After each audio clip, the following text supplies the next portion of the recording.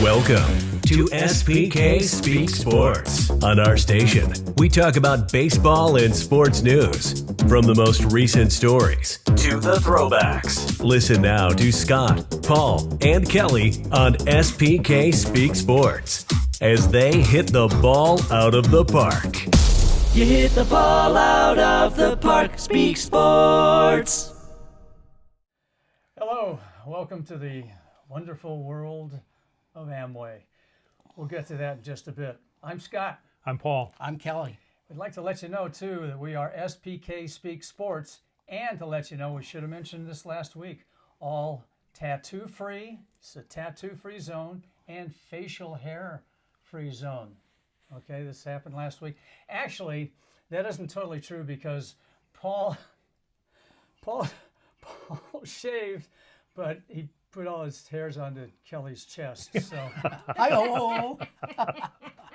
So, sorry about that. TMI. Anyway, so this is the Sunday after the Saturday, and everybody's talking about one thing. So it's on everybody's mind. So Kelly, you want to take it away with Boise State Boise State. football? Wait a minute. I just because baseball season was over after about 15 games for our team doesn't mean his season is over. And they're still playing. They're called the Dodgers.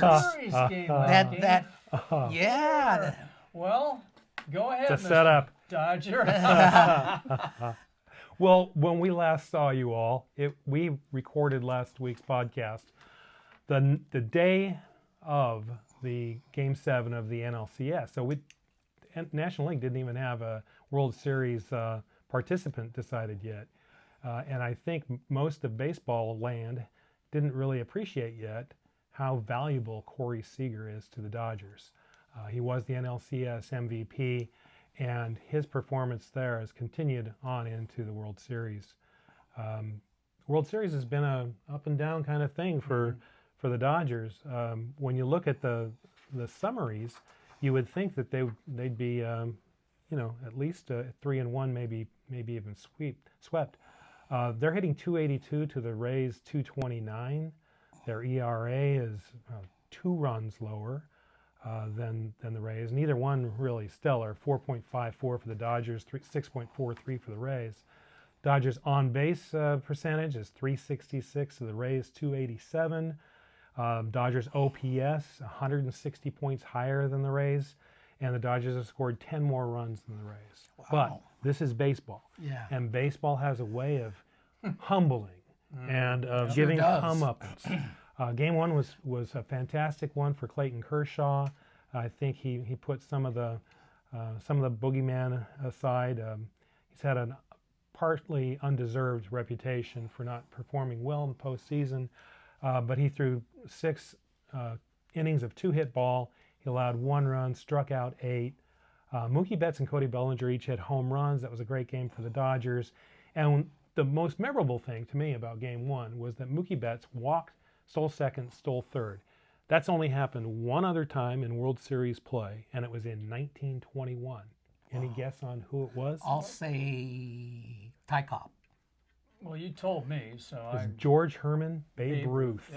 The Bambino. That was my second guess. He was a much better athlete than people give him credit for, because we only see those old reels where it's kind of sped up and his legs look like they're pegs, and that wasn't the truth at all about the Babe. He was a marvelous athlete. Well, and as a pitcher, tremendous statistics as a pitcher before he became the full-time hitter. Absolutely. And he also, talking about stealing, he made the last out, and I don't remember what year it was, of the World Series, stealing second base. Or not stealing second base. base. Not stealing. And that was the final out of the seventh game. Wow. What a bad way to end a game.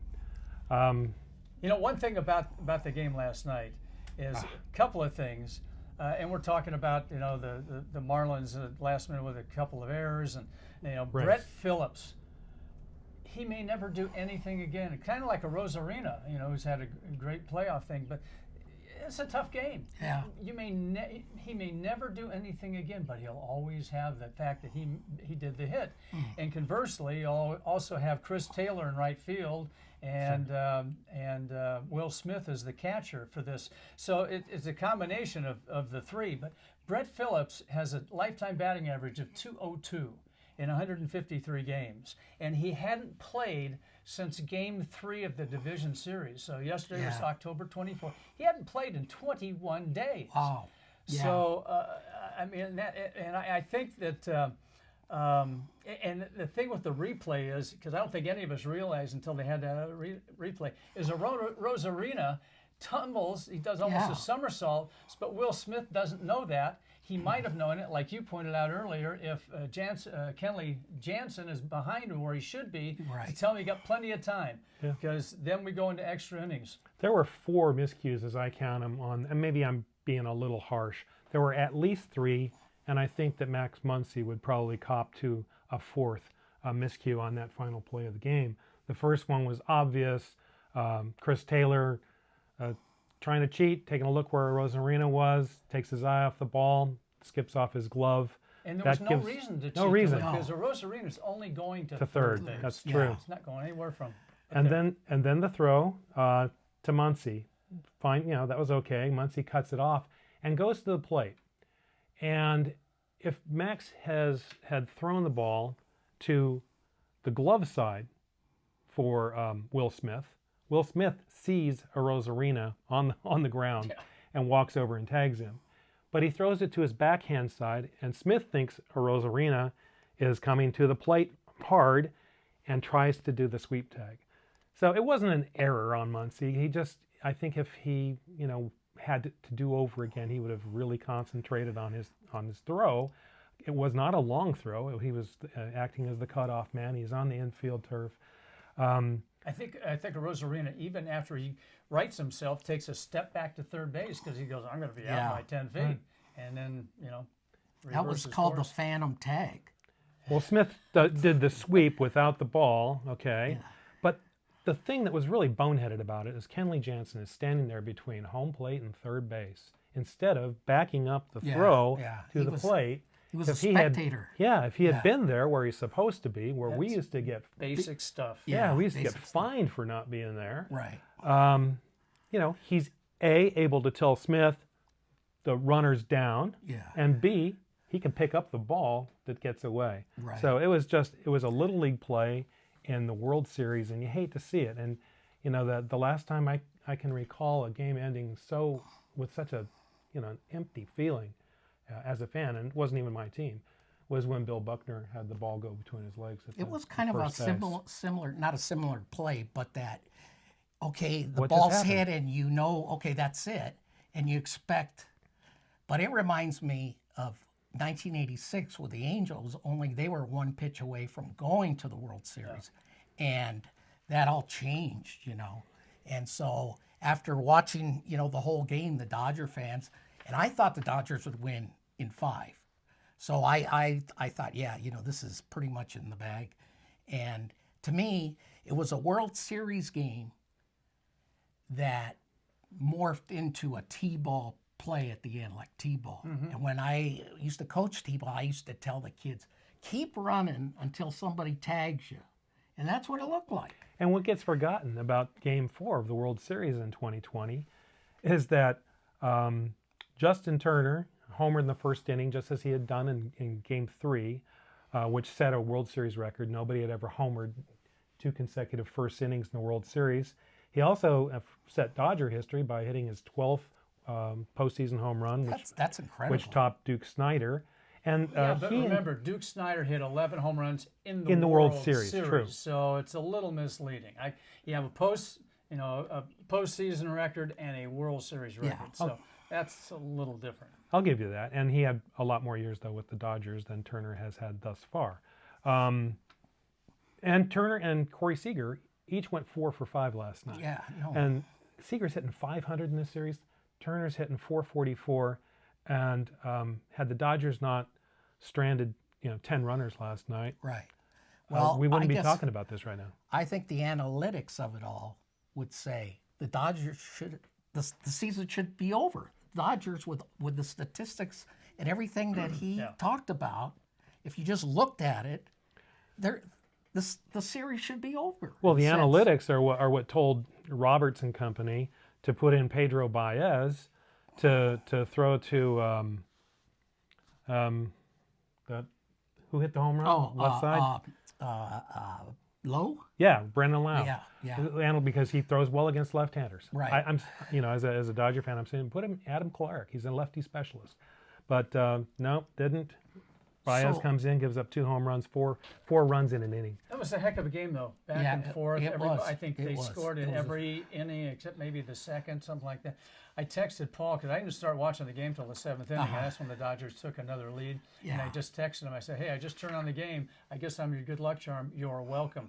After that, I didn't text him anymore, and I didn't get any text from him. I knew that wouldn't happen after the game. It's funny when you have a game like that and you're rooting for your team, and it was a great game, but it doesn't feel like that when your team loses.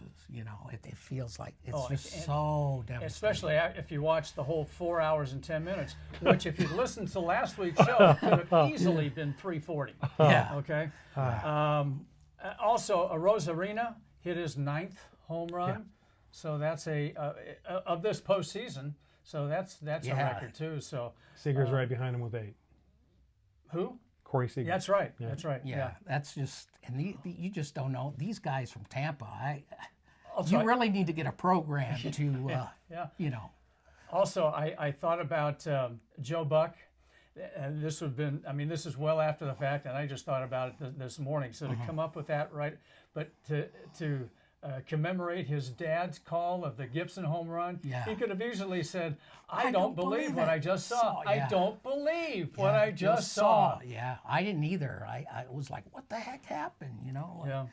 It just was a comedy error. Also, I want to mention too about Bellinger after hitting that home run and doing the Mark McGuire hook.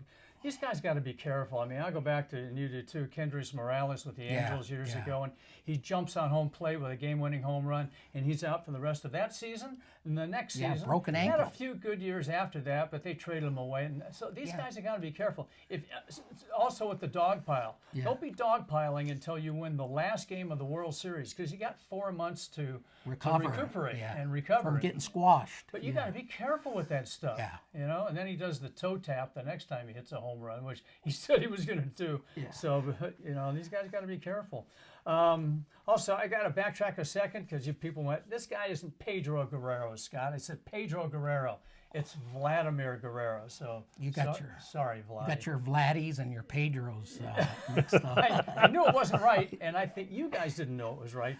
But being the expert on all things baseball, you didn't want to correct me. So I'm correcting myself. I just don't listen to you, Scott.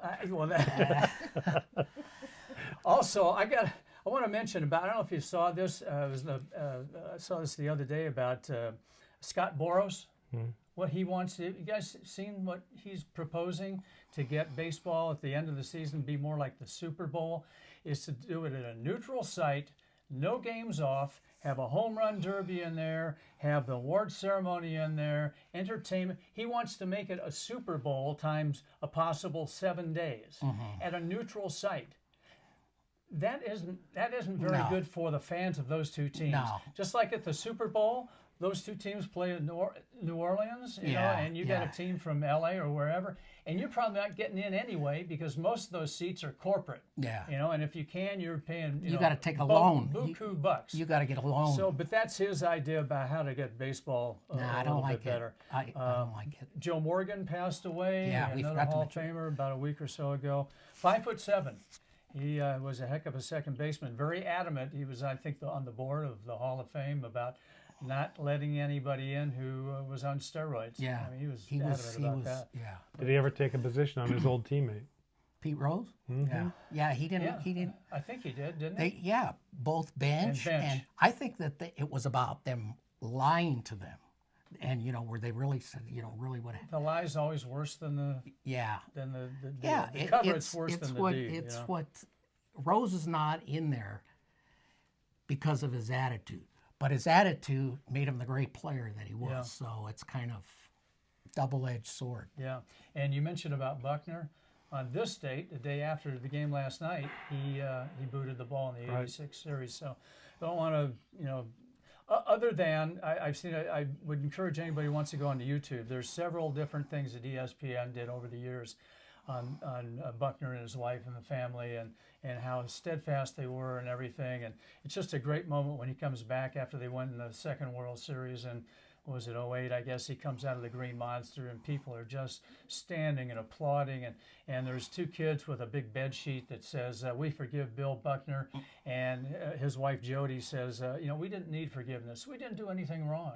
We needed to get to the point where we were able to forgive those people, especially the media. Yeah. No kidding. He was way too good a player to be remembered for that play. Yeah, and he's playing the last 12, 15 years of his career on a leg and a half. Right. Otherwise, he probably gets 3,000 hits. Definitely. So, but he had a good sense of himself. And I think they finally had to move to Idaho. Good choice. He persevered through that. Right. But the one thing on one of these pieces is they're interviewing him prior to the World Series starting. And he says, this is what you always dream of as a player, to get in the World Series, get the game-winning hit. Conversely, you also hope that you don't make the error that loses a game. Yeah. Chris Taylor. That's unbelievable. But that's what fans do, is you can have a great career, and it's the one thing maybe that you didn't do, or you didn't play well in a game or something, and that's the thing, and that's what they've done too. But there were so many things that happened prior to him booting that too, which isn't his fault. There's always always doesn't really come down to one play. Nobody'd be talking about it, certainly not today after all these years, if they'd won Game 7. Yeah, right. Which they were leading. In early on. But they're doing that to Kershaw. Now he did pitch a great game last. Speaking of Clayton Kershaw, he's throwing tonight. Yeah, and if he pitches well tonight, then that's going to really help the Dodgers, because I'm sure that the momentum, it's just, I know from the Angel deal in '86, they just didn't recover from that game. Yeah. And it wasn't just the pitch that Donnie Moore threw, because the Angels had chances after it. So, like you say, there's stuff that happens. It isn't just on that one play. People that never played the game, or even if you just played Little League or high school, but people never play. They forget how hard. This is a hard game to play. It is. So even Buckner wasn't a hard hit ball, but it's a tough game to play. Yeah. So whatever Kershaw does tonight, he'll be trying his best. Right. And the thing for you is, you got to look at last night as half full. Can you? At least it wasn't the fourth game where Tampa Bay is leading 3-0, and that ended the World Series. You're at 2-2. So look at it as look at it this way, Paul. Look at it as half full. It's half full. Or you could look at it one other way. Think how happy the Tampa Bay fans are.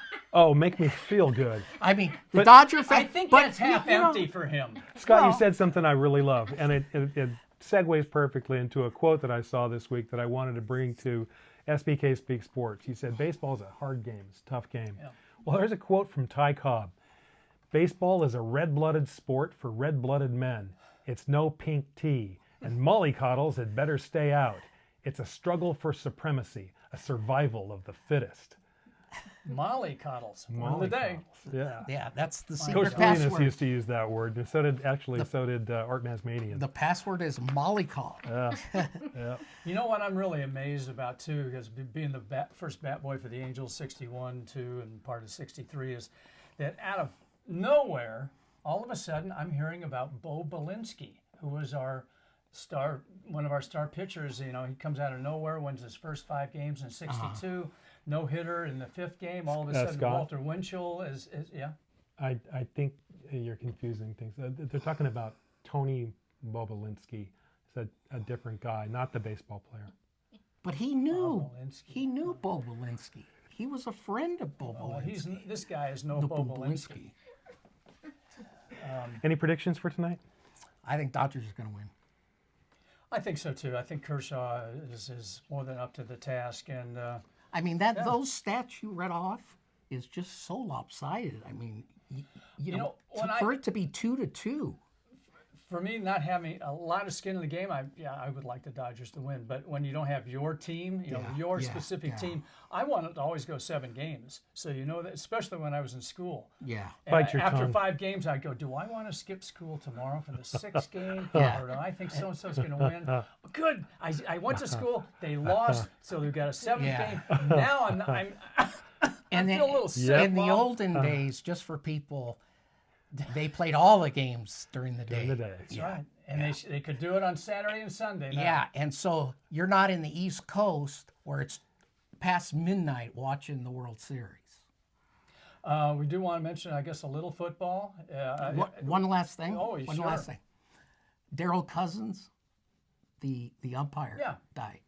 Oh, did he? Yeah. Oh, okay. So he was around for a long time. Yes, he was. At the risk of going against form, because I believe that picking a particular baseball game is a fool's errand. I said so last week, but I'm going to forecast an LA win for tonight, largely for those stats that I read before.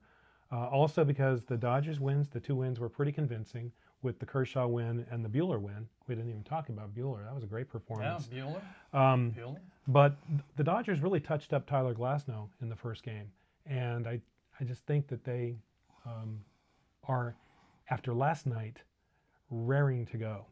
And, could be wrong, obviously. But the key to their success, keep the starter, Kershaw, in for at least 6 innings and keep Pedro Baez out of the game. You're not a fan of his? Not a fan. I'd rather have Joan Baez. Yeah. Well, that's his aunt. So college football is kind of, I understand, playing. And Yeah. Boise State started yesterday and whooped Utah State 42-13. They pretty much spread the wealth around, too, because they had a lot of players in there. Yeah. Harsin did a good job of that. You know what's interesting to me is that in the last 20 years, since 2020, that they were talking about not having fans in the stands. Would that hurt Boise State? Well, it didn't yesterday, but they've won 121 and lost 9 games at home in the last 20 years. I noticed that there's phenomenal. one thing that's the same, though. The grass is still blue. Boise State has the winningest record Yeah. in college football in this century. So all you haters out there, So let me. Okay, you're a Pac-10 guy. Pac-12. Pac-12. I used to be a Pac-10 guy. Okay, and I remember I was a Pac-8 I was a Pac-8 So fan was I. too. I'm a little Okay, older than him. so is Boise State? They're in the Mountain West, Right. and they're like the big fish in the pond. Would you like to see them get into the Pac-10? I would. I think the only reason they're not there is that they're not a research institution. Oh, okay. That when Utah and Colorado came in, Yeah. that was the reason. I think, frankly, Boise State's a better football team than Colorado. And I think that, Utah, people wondered, is Utah going to fit in the Pac-12? Yeah, they have fit in pretty darn nicely in the Pac-12. So I would like to see San Diego State and Boise State go and make it the Pac-14. Would that work? How do you get it? How does a team say to the conference, we want to leave the conference? Are they locked in? I mean, how does that work? I have no idea. Okay. I think the conference has to decide to. Yeah. The conference has to decide to expand, and then when they do, then there are all kinds of hoops that have to be jumped through, like as Colorado and Utah had to do. Right. And I know Boise State did. They have done a lot toward becoming a research institute by adding labs in various departments. I have a friend whose wife is an oncologist, and she was actually negotiating with Boise State to bring some really high-end research So it's to the pretty university. much what they have in common institutionally is what determines if the football team, being part of the school, goes to a Yeah, certain these conference. days it seems less than geographically. I mean, you have teams from all over. Nebraska in the big, what is it? 10. Big 10. They have 14 teams. They just don't know how to count in the Why don't they call it Midwest. Big 14? It Because doesn't the have logo same would have ring to to it. change, and they got a good-looking logo. They could say Trademarked. Yeah. the Big Dozen plus 2. Plus, You know, take the these whole are helmet to these do are that. institutions that teach mathematics, and they call something the Big 10 when there's 14 teams in there. How did your Irish do yesterday? They won 45-3. Number Had to tee it 3 up for team, and today they're the number 4 team. And that's So Ohio State played their first game, moved ahead of Notre Dame, who's played 5 games. So what? out of 17 games that were played with the top 20, 25 teams, plus Boise State, who's not in the top 25. They are now. 10 of the 17 games were blowouts. The great game, and the only game I really watched was at the very end. It was about 2 minutes to go. Was the Penn State at Indiana. Indiana. Yeah. And that replay. Yeah. There's a point to have replay. Well, yeah, but was this really is close. the ironic thing. Great I ending. watched it, and it's like, okay, so they have the instant replay, and I think a lot of people feel he didn't make it. I think he did, but because I don't have any skin in the game. Yeah. But I thought he went into. yeah, okay, so they call it, he's in, and they go by not what they see they can't really determine it, so they go by what was called on the field. Mm-hmm. And so it goes back to the refs no matter what. Yeah, if you don't have really enough evidence, I mean, Right. it was so the human eye's not going to be able to. Yeah, and do that's that, that's. to notice that. But boy, that guy running for the touchdown when all he had to do was just kneel there. Did you see it? I didn't. Yeah. So the guy from Penn State, they give him the handoff. Indiana lets him score, and he realizes it just when he steps over the line. So now they have to count it, and then they have to kick off. Had he just knelt? That was a tremendous athletic play. though. Yeah, it was. That was sensational. Speaking of Bobulinski again, the real Bobulinski. So here's a guy coming out of nowhere, wants a raise in spring training. He's never played in the big leagues before. As I mentioned, his 5th game, he wins. He's 5-0, pitches a no-hitter, and he's the toast of the town. Walter Winchell takes on to him. He's dating everybody from Mamie Van Doren to Ann Margaret to Connie Stevens, and then had problems with his life, but got it back together near the end. But I just wanted to mention real quickly about the 62 season, just to kind of share. So I would have liked to have been the bat boy in 62 in Wrigley Field one more year, because that was my park. But Dodger Stadium was brand new. I mean, it looks then just like it does today. It was, I'm sorry, Chavez Ravine. Yeah. We did not call it Dodger Stadium. But in that year, this is the 2nd year of their existence. On July 4th, they're in first place. And it was kind of like back then, who was ever in first on the 4th had a pretty good chance of being in the World Series, because, again, there's no playoffs. Yeah. And so this was a big thrill for me. On Labor Day, right around Labor Day, we go into Yankee Stadium, 4.5 games out behind the Yankees. So we need to win 3 out of the 4 to get just 2 games out. Famous LA Times headline on 4th of July. Heaven can wait. Angels in first. You're right. On You're fourth, Expansion right? team. So we go to the Yankee Stadium, bet down by 4.5, win 2 of the first 3, so now we're 3.5 back. Need to win that last game to be 2.5 back and still be in the race with about 3.5 weeks left. Leading 5-2 in the 7th inning. They score 4 runs and win by a run.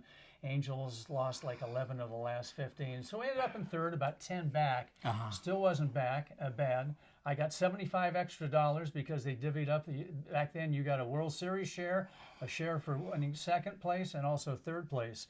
And so if they hadn't lost those last 11 out of 15, probably would have ended up in 2nd. But that was quite a thrill to be in Yankee Stadium with, still in the hunt. Yeah, with a team that was just expansion. Not even couple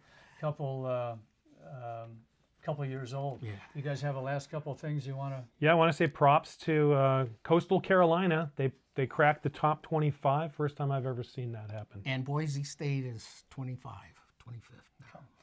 Next week it's our Halloween show. So you people that might be listening on the audio version, this isn't going to play out well for you. So you're going to have to go to YouTube or the podcast to see the podcast, because we will be in costume, and this ain't it here. Okay, and sorry we didn't have time for the Amway demonstration, but hopefully next week. So the 3 of us say adios. Hasta la vista. Adios. You hit the ball out of the park. Speak Sports.